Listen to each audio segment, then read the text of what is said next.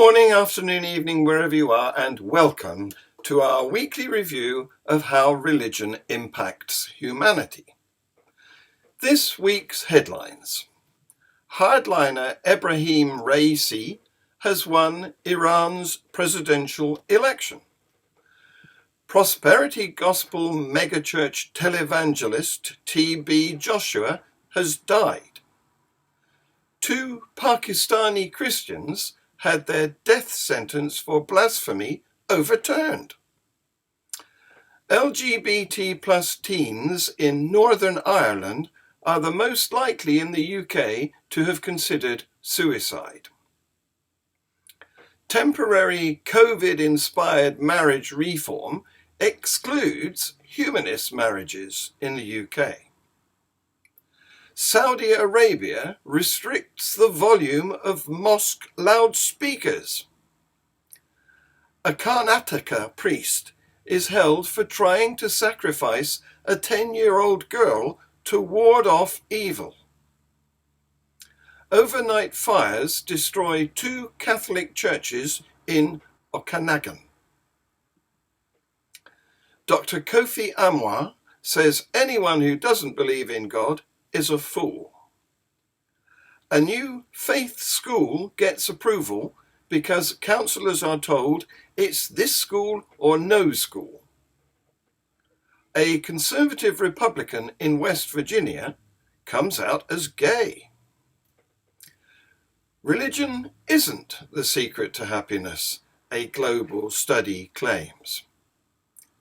And sadly, the Church of the Flying Spaghetti Monster loses its bid for legal recognition as an incorporated entity in Australia. Hardliner Ebrahim Raisi has won Iran's presidential election in a race that was widely seen as being designed to favour him. Mr. Raisi is Iran's top judge and holds ultra-conservative views. He is under US sanctions and has been linked to past executions of political prisoners. Iran's president is the second highest ranking official in the country after the supreme leader. This week's in-depth feature is courtesy of the BBC.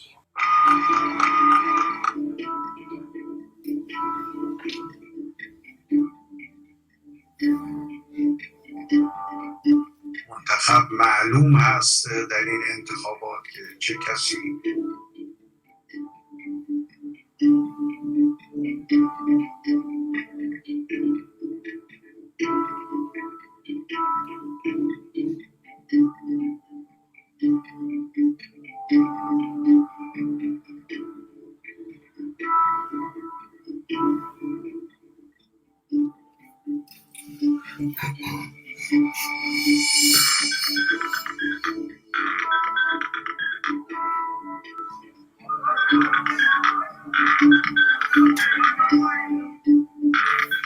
This fully meets the interests of the Russian and Iranian people.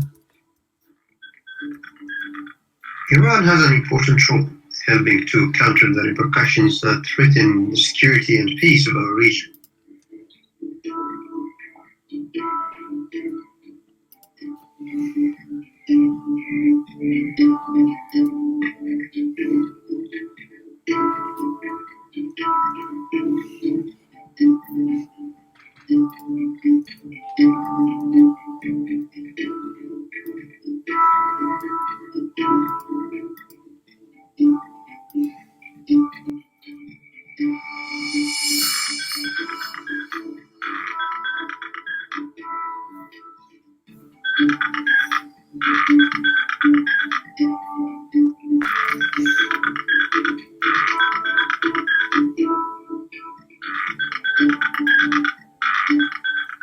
Nigerian preacher T.B. Joshua, one of Africa's most influential evangelists, has died at the age of 57. Nigeria's influential pastor was considered a pariah among the country's mega televangelists, despite amassing millions of followers across Africa. Ostracized by both the Christian Association of Nigeria and the Pentecostal Fellowship of Nigeria, he was described as an impostor who believed to a group of occults that had infiltrated Christianity. Mr. Joshua was no different from the other televangelists who have held many Nigerians in their grip with their prosperity messages since the early 1990s. Most of them are more dramatic and perform the same miracles, but Mr. Joshua, who headed the Synagogue Church of All Nations, was not part of their clique.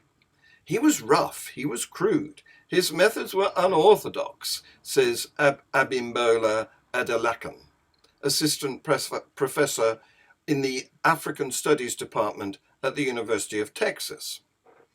A post on his Facebook page, which has more than 5 million followers, said, "God has taken his servant."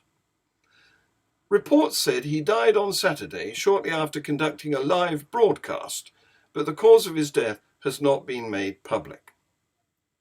In April, YouTube suspended his account due to allegations of hate speech after a rights body filed a complaint over videos showing the preacher conducting prayers to cure gay people.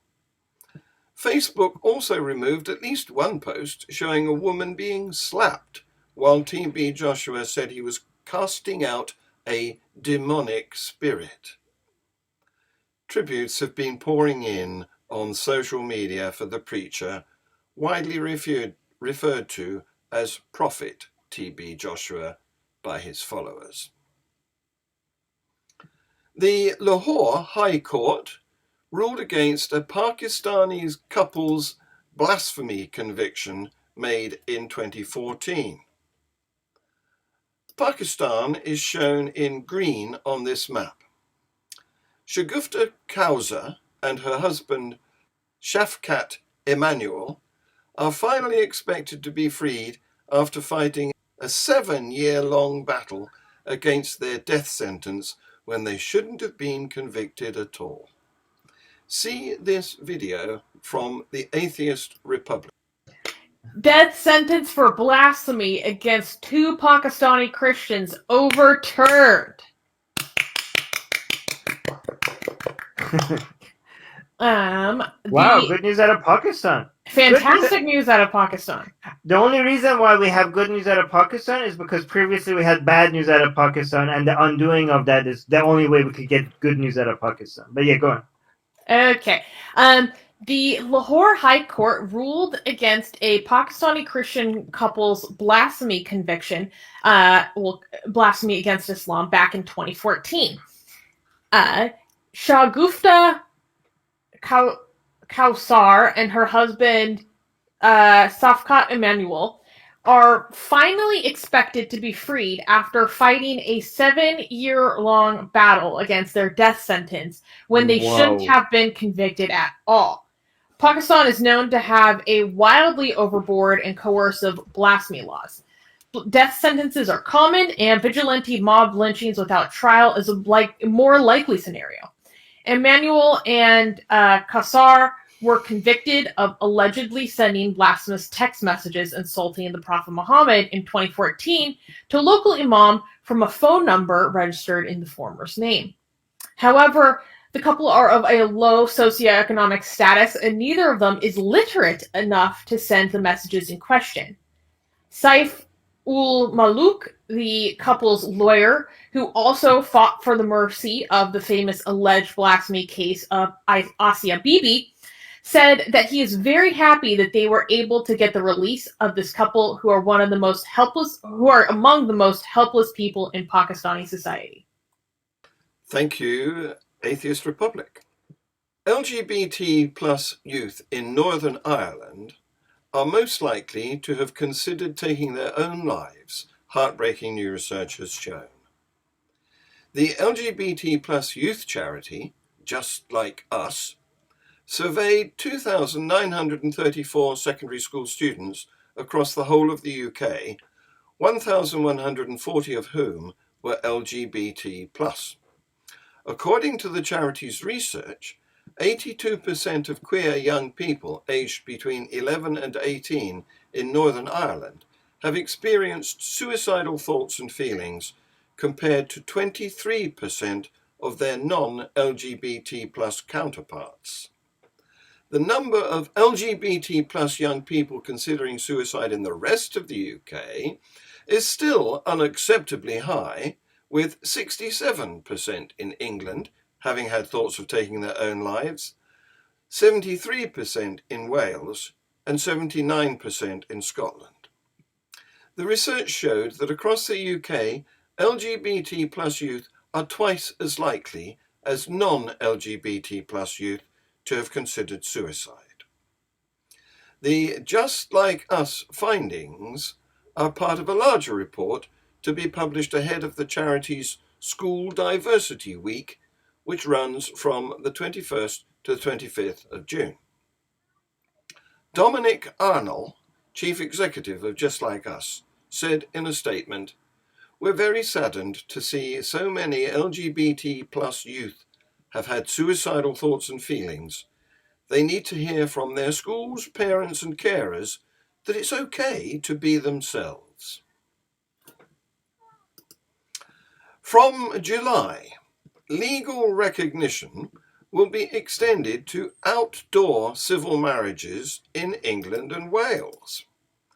The UK government has announced that it will change the law to allow this at least until April 2022, but it has made no announcement about legal recognition of humanist marriages. Humanist UK's chief executive Andrew Copson commented, "For years now, the government has been resisting legal recognition of humanist marriages on the basis that piecemeal reform of marriage is undesirable. It has particularly pointed out the need to deal with inconsistent rules around which types of marriage can take place outdoors. It is argued that allowing humanist marriages to take place outdoors when some other types cannot would be unfair. It has even made this argument in court. For it now to allow civil marriages outdoors while not allowing legal recognition of humanist marriages is therefore unfair, even by its own logic. It must now extend legal recognition to humanist marriages, at least on the same basis as it is for outdoor civil marriages." As part of Crown Prince Mohammed bin Salman's extensive modernization initiative, Saudi Arabia restricted the use of loudspeakers, with the Islamic Affairs Ministry saying the speakers cannot be louder than 1/3 of their maximum capacity. This video is again from Atheist Republic. The volume of mosque speakers. So I thought this was very interesting. As part of Prince Mohammed bin Salman's extensive modernization initiative, Saudi Arabia restricted the use of loudspeakers, with the Islamic Affairs Ministry saying the speakers cannot be louder than 1/3 of their maximum capacity.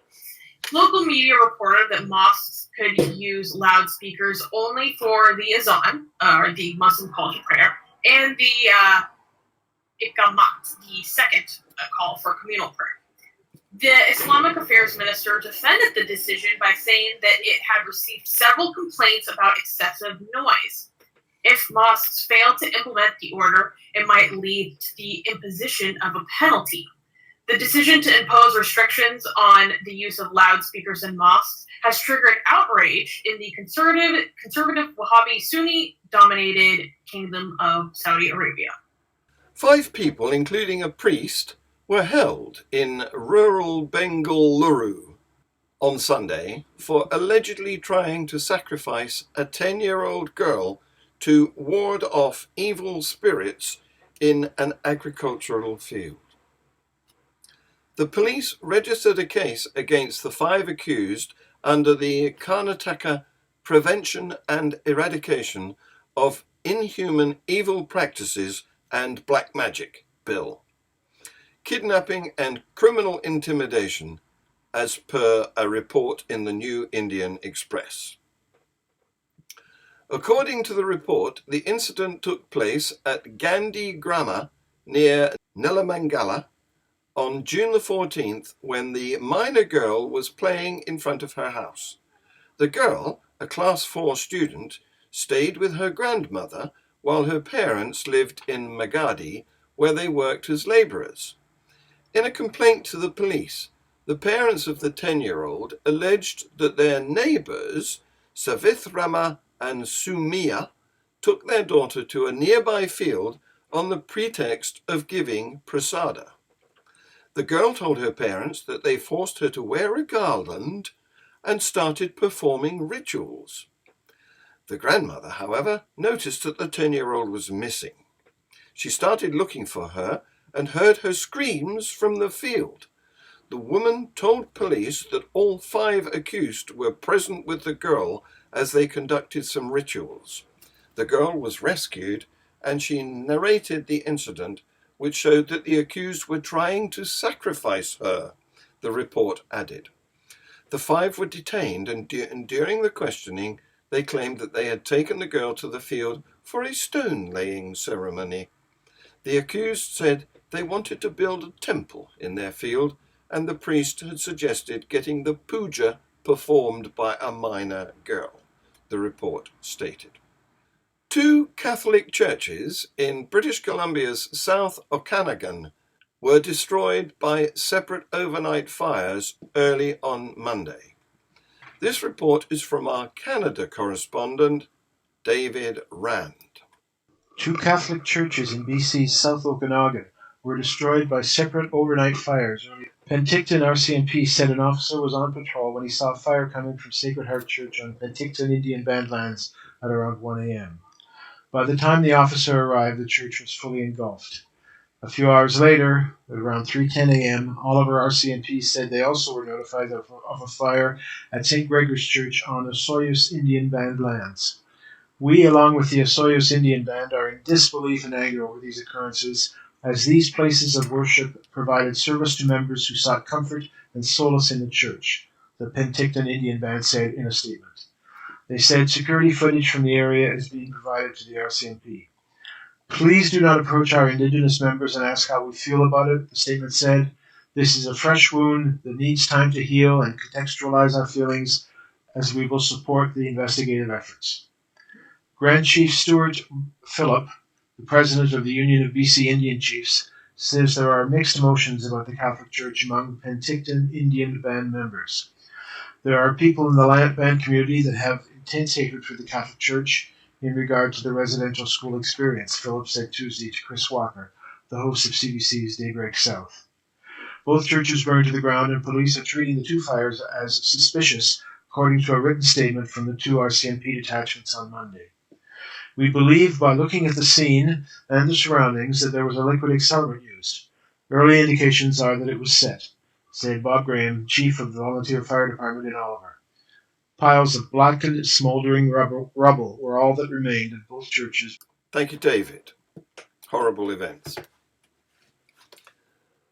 Ghanaian business mogul has opened up on his belief in God and life after death. In an interview on The Delay Show, he said that he believes in the existence of God. Any human being who doesn't think that there is some architect who is making everything, then you are a fool. But I don't wear my religion on my shoulders. It's personal to me. God exists. If I die, I'm going straight to heaven, he said. Kofi Amoah also spoke about him testing positive for coronavirus, adding, it has given him a different perspective about life. He is proud of what he has accomplished so far and is of the strong conviction that he will make heaven when he dies. A new Church of England school has been given the green light to open in Kingston upon Thames. But it only happened after councillors were told it was their only option to meet an urgent need for school places. Humanist UK campaigns for inclusive schools that are suitable for all children, regardless of religion or belief. It said it was outrageous the council had been forced to approve the faith school due to a lack of government funding for other types of school. Kingston Church of England Secondary School will be the second faith school to open via the government's new funding scheme for voluntary aided schools. The first, a Catholic primary school, is set to open in Peterborough next year. This is despite strong local opposition. For the past decade, before the scheme was launched, all new schools were expected to be free schools. When they have a religious character, free schools may only select up to 50% of their pupils by religion. By contrast, voluntary aided schools are able to select up to 100% of pupils by faith. The school was approved at the meeting of the Council's People Committee. At the start of the meeting, portfolio holder for education, Councillor Diane White, told members their decision was this school or no school. The motion was later passed unanimously, but many councillors expressed disquiet because they weren't able to reject the proposal in favour of a community ethos school. Councillor Ollie Waring said he would be supporting the bid but holding his nose while he did it. Another councillor, Dave Ryder-Mills, commented, "The only type of school the government is funding is, like it or not, and I don't, faith schools." It's okay to be gay and a conservative in Western Virginia. See the video of this brave young man. I'm Joshua Higginbotham, and I'm gay. For the past 5 years, I've been serving the Kanawha Valley as a member of the West Virginia Legislature, Capitol, and it's been the honor of my life. I began campaigning when I was 18 years old, and I won my first race at age 19. I was very young. In fact, at the time, I was the youngest in the entire state. You might be asking yourself, well, Josh, why are you just now telling us that you're gay? I mean, you're 24 now, you've been in office for 5 years. Why didn't you tell us when you were campaigning? And the answer is a little bit complicated. There were some people in my family when I was in high school and college who didn't know yet about this. And frankly, they weren't really ready to know. I was quite concerned that they may disown me. I told them. They didn't. We're all good. They're 100% supportive of me. And we made a decision as a family to be more open about this and to make it public, because there's nothing wrong with it. I'm not ashamed of it. I'm not embarrassed by it. It's just part of who I am. And I wanted to share this part about me with you. So I am still a Christian. People think that gay people can't be Christians. I believe God loves me no matter what. And I don't think there's anything wrong with that. I'm still a conservative Republican. It's rare, I know, but you can be gay and Republican. You can be gay and conservative. Nothing has changed other than now you know this about my personal life, whereas you didn't know beforehand.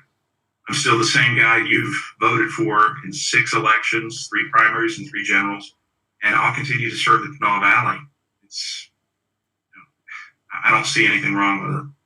And my family accepts me for who I am. My friends accept me for who I am. And I hope you will do the same. Nothing's changed. I appreciate it. Thank you for listening. God bless you. Atheists are just as happy as devout religious believers, a study said yesterday. It confounded the long-accepted convention that confirmed Christians and the convinced followers of other faiths are happier and more content with their lives than those without religion. But the researchers found that either a firm belief in God or strong atheist views are more likely to lead to a satisfied mind than a loose attachment to a religious faith. The findings were based on happiness surveys carried out in 24 countries, which asked both about religious belief and levels of satisfaction with life. Academics from the Journal of Happiness Studies at the University of Cologne divided levels of belief and non-belief into 4 categories and found that all except weakly religious showed similar levels of life satisfaction, and all were higher than the weakly religious group. They said the importance of Christianity to happiness has been exaggerated because the evidence is often drawn from America and its large Bible Belt population of believers. Now, our Pastafarian correspondent, Dread Pirate Higgs, has this report about a disappointing outcome in Australia. Ahoy there! Adelaide woman Tanya Watkins, adherent of the Pastafarian creed and captain of the Australian Church, has made repeated attempts to secure the offbeat movement's official status as an incorporated association.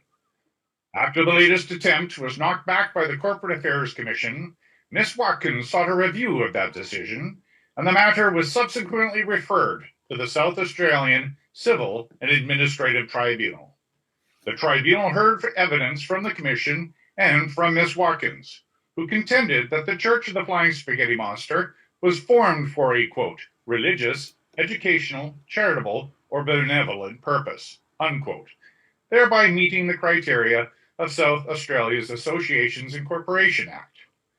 Ms. Watkins told the tribunal that the church placed emphasis on helping others and had engaged in acts of charity such as an event at Flinders University to feed the hungry.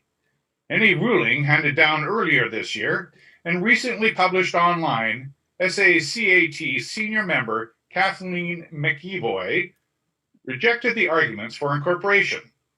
Mrs. McEvoy is quoted as saying, Miss Watkins explained to the tribunal that she was seeking incorporation for the Church of the Flying Spaghetti Monster Australia in order that the association would be recognized as a not-for-profit organization under the Act and be a legal entity in its own right.